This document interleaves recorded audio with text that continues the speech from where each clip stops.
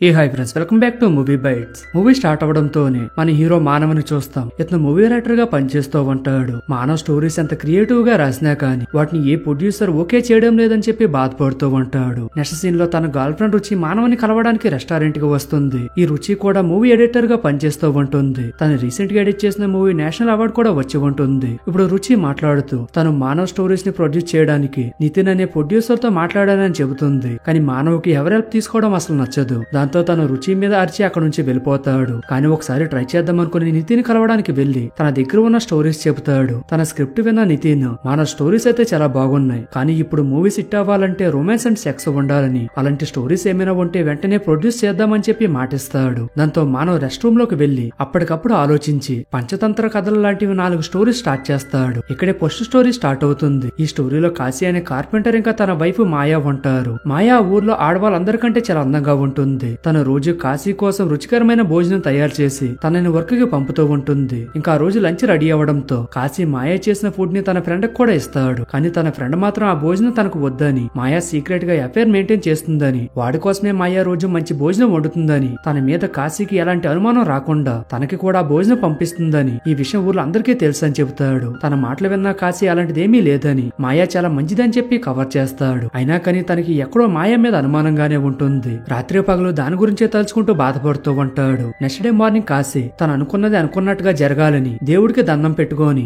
ఇంటికి వెళ్లే మాయాతో 4 రోజుల పాటు రాజుగారి కోటలో పని వచ్చిందని వెళ్లాలని చెప్పి అంటాడు. మాయా తనని వదిలి వెళ్లొద్దని చెప్పి కాశీని చాలా బ్రతిమలాడుతుంది. కానీ తను మాత్రం తప్పకుండా వెళ్లాలంటూ నెక్స్ట్ డే మార్నింగ్ ఇంట్లో నుంచి బయటకు వెళ్లి తనకి కనిపించకుండా దాక్కుని ఎవరు వస్తున్నారో అని చెప్పి బయటే కాపలా కాస్తూ ఉంటాడు. అదే టైంకి తన ఫ్రెండ్ కాశీ కోసం అక్కడికి వచ్చి మాయా చేయిని పట్టుకోవడానికి ట్రై చేస్తాడు. కానీ మాయా వాడు ముఖం మీద డోర్ వేసేస్తుంది. అది చూసిన కాశీ తన భార్యకి నొప్పి వచ్చిందని చెప్పి ఆనందపడతాడు. కొద్దిసేపటికి మాయ నీళ్లు తేవడానికి బయటికి వెళ్తుంది. ఇదే మంచి టైం అనుకోని కాశీ తనకి కనిపించకుండా ఇంట్లోకి వెళ్లి మంచం కింద దాక్కుంటాడు. అదే రోజు నైట్ మాయ ఎవరి కోసం అందంగా రెడీ అవుతూ ఉంటుంది. ఇంతలో తన సీక్రెట్ లవర్ అక్కడికి వస్తాడు. తనని చూసిన కాశీ తన ఫ్రెండ్ చెప్పిందంతా నిజమైన అర్థమవి బాధపడుతూ ఉంటాడు. ఇంకొక పక్క మాయ తన లవర్ తో ఇంటిమేట్ అవుదాం అనుకునే టైంకి తనకి మంచం కింద కాశీ ఉన్నాడని చెప్పి విషయం తెలిసిపోతుంది. అదే విషయం తన లవర్ తో సైకిల్ రూపంలో చెబుతుంది. అయినా కానీ తను ఏమాత్రం కంగారు పడకుండా ఒక మాస్టర్ ప్లాన్ వేస్తుంది. అలా తన లవర్ తో మాట్లాడుతూ, స్వామి మీరు నాకు ఒక సహాయం చెయ్యాలి. ఈ మధ్యనే నేను ఒక బాబాని కలిశాను. ఆయన నా భర్త ప్రాణాలకి గండముందని చెప్పారు. అది తొలగిపోవాలంటే ఇంటికి వచ్చిన అతిథితో శారీరకంగా కలవాలని చెప్పాడు. దయచేసి దానికి ఒప్పుకోమని చెప్పి అడుగుతుంది. కాశీ కూడా ఇంటికి వచ్చిన అతిథి తన వైఫ్ తో సెక్స్ చేయడానికి ఒప్పుకోవాలని చెప్పి గట్టిగా కోరుకుంటూ ఉంటాడు. అలా మన మాయా లవర్ కూడా దానికి ఒప్పుకుంటాడు. అలా కాశీ మంచం కింద ఉండగానే మాయా తనని ఎరిపప్పనే చేసి తన లవర్ తో సెక్స్ చేస్తుంది. ఇలా ఈ స్టోరీ ఎండ్ అవుతూ నెక్స్ట్ స్టోరీ స్టార్ట్ అవుతుంది. ఇందులో నిర్గుణ సింగ్ అనే 70 ఏళ్ల మహారాజు మంజులా అనే 20 ఏళ్ల అమ్మాయిని పెళ్లి చేసుకుంటాడు. అదేంటో గానీ 70 ఏళ్ల ముసలోడికి కూడా పెళ్లి అవుతుంది. గానీ మనకైతే ఇంకా అవ్వట్లేదు ఫ్రెండ్స్. మరీ 70 ఏళ్ళకి కాకపోయినా 30 ఏళ్ళకైనా పెళ్లి జరిగేలాగా ఆ దేవుడు మిమ్మల్ని నన్ను చల్లగా చూడాలని చెప్పి కోరుకుంటున్నా ఫ్రెండ్స్. ఇంకా మూవీలోకి వెళ్ళిపోతే మన రాజు పెళ్లి అయితే చేసుకుంటాడు. కానీ మంజులాని బెడ్ మీద అయితే అసలు సంతోష పెట్టలేడు. కట్ చేస్తే నెక్స్ట్ సీన్ లో మన మహారాజా ఇంకా తన ఫ్రెండ్ కొడుకైన సాగర్ కూర్చొని గేమ్ ఆడుతూ ఉంటారు. ఈ సాగర్ చూడడానికి చాలా అందంగా ఉంటాడు. దాంతో మంజులా తనని పడేయాలని చెప్పి సింగ్ ముందే చాలా ప్రయత్నాలు చేస్తుంది. కానీ సాగర్ తన్ని అసలు పట్టించుకోడు. ఈ విషయం గమనించిన మంజులా దాసి తనకి హెల్ప్ చేస్తానని సాగర్ దగ్గరికి వెళ్లి మంజులాకి తనంటే ఇష్టమని ఒకసారి తను సాగర్ ని కలవాలనుకుంటున్నా అని చెప్తుంది. కానీ సాగర్ మాత్రం ఈ విషయం సింగ్ కి తెలిస్తే వాళ్ళని అసలు ఊరుకోడని దాసిని అక్కడి నుంచి వెళ్ళిపోమంటాడు. అదే రోజు నైట్ సాగర్ మంజులాతో ఇంటిమేట్ అవుతున్నట్లు సింగ్ వాళ్ళని చూసి తన నోట్లో ఉన్న పన్నుని వెరక్కొట్టుకొని ఆ పన్నుతో తనని చంపడానికి రాజుగారి దగ్గర ఉన్న పిల్లితో పాటు సాగర్ ని చంపడానికి తన దగ్గరకు వస్తున్నట్టుగా విచిత్రంగా కళ్ళకంటూ ఉంటాడు. నెక్స్ట్ డే మార్నింగ్ దాసి మళ్ళీ సాగర్ ని కలవడానికి వస్తుంది. తను ఎంత ప్రయత్నించినా రాణి తనని వదలదని చెప్పి అర్థం చేసుకున్న సాగర్ తను మంజులాని కలవాలంటే తనకి 3 కండిషన్స్ ఉన్నాయని, అవి పూర్తి చేస్తేనే తను మంజులాని మీట్ అవుతానని, మొదటిగా సింగ్ కళ్ళ ముందే తను ప్రాణంగా పెంచుకున్న పిల్లిని మంజులా చంపేయాలని, అది పూర్తి చేస్తేనే మిగిలిన 2 కండిషన్ చెబుతా అంటాడు. తను చెప్పినట్టుగానే మంజులా సింగ్ ముందే తన పిల్లిని విషం పెట్టి చంపేస్తుంది. దాంతో సింగ్ కి పిచ్చ కోపం వచ్చి ఎందుకలా చేశావని చెప్పి మంజులాని అడుగుతాడు. దానికి తను వీళ్ళిద్దరి మధ్యలో పిల్లి అడ్డుగా ఉందని, దానివల్ల సింగ్ తనతో సరిగ్గా టైం స్పెండ్ చేయట్లేదని, రాత్రి వేళల్లో కూడా ఈ పిల్లి వాళ్ళిద్దరి మధ్య పడుకుంటుందని, అందుకే దాన్ని చంపేశానంటుంది. తన మాటలు విన్న సింగ్ కూడా తనని ఏమీ అనలేక సైలెంట్ గా ఉండిపోతాడు. ఇంకా సాగర్ తన సెకండ్ కండిషన్ గా రాజా సింగ్ పన్ను పీకి తనకి ఇవ్వమని చెప్పి అడుగుతాడు. అది విన్న మంజుల ఇదేంట్రా బాబు వీడు అన్ని ఇలా వింత కోరికలు కోరుతున్నాడు అనుకోని అదే రోజు సాయంత్రం సింగ్ కి కిల్లి ఇస్తూ తన పన్ను పాడైందని, దాన్ని ఇలాగే వదిలేస్తే అన్ని పళ్ళు పాడవుతాయని దానిని పీకి సాగర్ కి ఇస్తుంది. దాంతో తను 3వ కండిషన్ రివీల్ చేస్తూ ఏం చేసినా మంజుల తనని వదలదని, తను ఏం చేసినా రాజుగారి ముందే చేస్తానని, అలాగే తను మంజులాని కలవడం కూడా రాజుగారి ముందే జరగాలని ఇలా తనకి వచ్చిన కలలకు తగ్గట్టుగా కండిషన్స్ పెడతాడు. దాంతో మన మంజుల ఒక మాస్టర్ ప్లాన్ వేసి సాగర్ ని కూడా తను చెప్పినట్టుగానే చేయమంటుంది. అదే రోజు నైట్ సింగ్, మంజుల ఇంకా సాగర్ కలిసి ఒక చెట్టు దగ్గరికి వెళ్తారు. ఇప్పుడు మంజుల తనకి ఫ్రూట్స్ తినాలి ఉందని చెబుతుంది. దాంతో సింగ్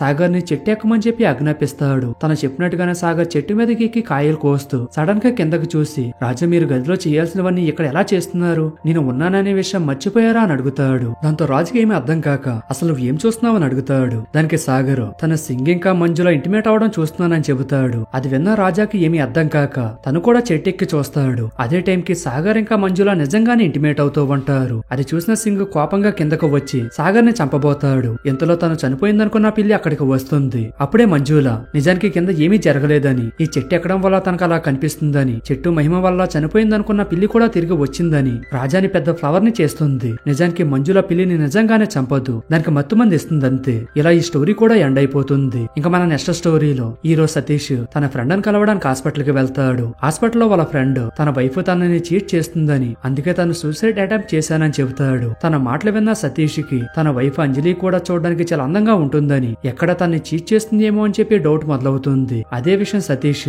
తన ఇంకొక ఫ్రెండ్ కి చెబుతూ, అంజలి అంత అందంగా ఉన్నా తనకి ఇప్పటి వరకు ఎలాంటి అఫైర్ లేదని ఇంకా అనుమానం పెంచుకుంటూ ఉంటాడు. ఇప్పుడు తన ఫ్రెండ్ మాట్లాడుతూ ఎవరైనా ప్రైవేట్ డిటెక్టివ్ ని పెట్టుకో అని చెబుతాడు. దానికి సతీష్ ఇదంతా తన ప్రైవేట్ మ్యాటర్ అని, దీన్ని సీక్రెట్ గా ఉంచాలని చెబుతాడు. దాంతో తన ఫ్రెండ్ నువ్వు కూడా ఒక మిమిక్రీ ఆర్టిస్ట్ కదా, నువ్వే వేరు వేరు గెటప్స్ వేసుకుని వెళ్లి తనని టెస్ట్ చేయొచ్చు కదా అని చెప్పి ఐడియా ఇస్తాడు. ఇంకా సతీష్ ఇంటికి వెళ్లి తను కొద్ది రోజుల పాటు ఆఫీస్ పని మీద బెంగళూరు వెళ్తున్నానని ఇంట్లో నుంచి బయటికి వచ్చేస్తాడు. తర్వాత అంజలిని టెస్ట్ చేయడానికి తన ఫ్రెండ్ గెటప్ వేసుకొని తనని కలిసి తనని ఫ్లడ్ చేస్తూ సెడ్యూస్ చేయడానికి ట్రై చేస్తాడు. దాంతో అంజలి మనోడు ముఖం మీద ఒకటి ఇచ్చి అక్కడి నుంచి వెళ్ళిపోతుంది. ఇంతటితో వదిలేకుండా నెక్స్ట్ డే మళ్ళా తన బాస్ లా గెటప్ వేసుకొని అంజలి దగ్గరికి మళ్ళీ వెళ్లి తనని సెడ్యూస్ చేయడానికి ట్రై చేస్తాడు. కానీ మళ్ళా అంజలి సతీష్ ముఖం పగలగొడుతుంది. ఇలా కొద్ది రోజులకి సతీష్ తిరిగి ఇంటికి వచ్చి తను ఇప్పటి వరకు చేసిందంతా అంజలికి నిజం చెప్పేస్తాడు. తన మాటలు విన్న అంజలి సతీష్ తన మీద డౌట్ పడుతున్నాడని చెప్పి చాలా ఫీల్ అవుతుంది. అలా సీన్ 1 year ముందుకు షిఫ్ట్ అవుతుంది. తను ఇప్పటికీ సతీష్ చేసిన దాని గురించి ఆలోచిస్తూ ఉంటుంది.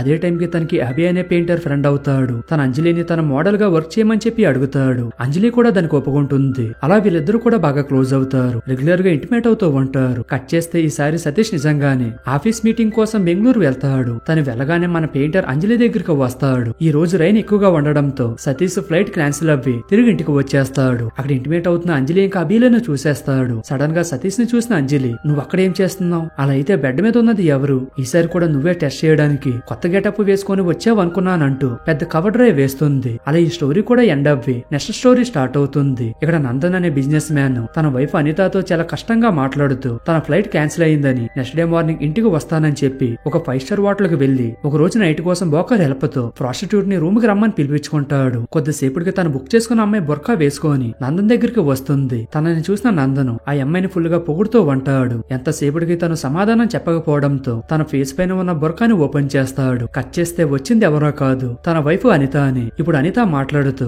నందన్ ఈ హోటల్ రూమ్ కి రావడం తన ఫ్రెండ్ చూసి తనకి కాల్ చేసిందని, అందుకే తను ఇలా రెడీ అవి అక్కడికి వచ్చానని నందన్ మీద అరుస్తూ వాష్రూమ్ లోకి వెళ్లి తనని బుక్ చేసిన బోకర్ కి కాల్ చేసి నన్ను ఎక్కడికైనా పంపే ముందు ఆ కస్టమర్ డీటెయిల్స్ కనుక్కోమని చెప్పాను కదా, మీ వల్ల నేను నా భర్త దగ్గరికే రావాల్సి వచ్చిందని వాళ్ళ మీద అరుస్తుంది. అలా తను ఒక ప్రాస్టిట్యూట్ అనే విషయం కవర్ చేసి నందన్ దగ్గర మహానటి లెవెల్లో యాక్టింగ్ చేయడం మొదలు పెడుతుంది. తర్వాత బయటకు వచ్చి నందన్ మీద అలిగి ఒక పక్కకు కూర్చుంటుంది. ఇంకా తనని ఎలాగైనా కన్విన్స్ చేయడం కోసం తనకి 2 లక్షలు విలువ చేసి నెక్లెస్ ఇస్తానని చెప్పి ప్రామిస్ చేసి తనకి సారీ చెబుతాడు. అలా వీళ్ళిద్దరు ఇంటిమేట్ అవుతారు. ఇంకా ఈ స్టోరీ కూడా ఎండ్ అవుతుంది. అలా మన డైరెక్టర్ మనవ్ తను చెప్పాలనుకున్న 4 స్టోరీస్ కంప్లీట్ చేస్తాడు. దాంతో రుచి మనవ్ కలిసి దాన్ని సెలబ్రేట్ చేసుకుంటూ ఉంటారు. కట్ చేస్తే సీన్ నితిన్ దగ్గరికి షిఫ్ట్ అవుతుంది. తను కూడా తన వైఫ్ సీమ మీద అనుమానం పడుతూ తన రియల్ లైఫ్ లో కూడా మానవ్ చెప్పినట్టుగానే లాస్ట్ స్టోరీ లాగానే జరిగిందని, సీమ కూడా అనిత లాగానే ప్రాస్టిట్యూట్ అనుకోని తను కొడుతూ ఉంటాడు. సీమని నిజం చెప్పమని చెప్పి చాలా బ్రతిమలాడతాడు. కానీ సీమ తను ఎలాంటి తప్పు చేయలేదని చెప్పి గట్టిగా చెబుతుంది.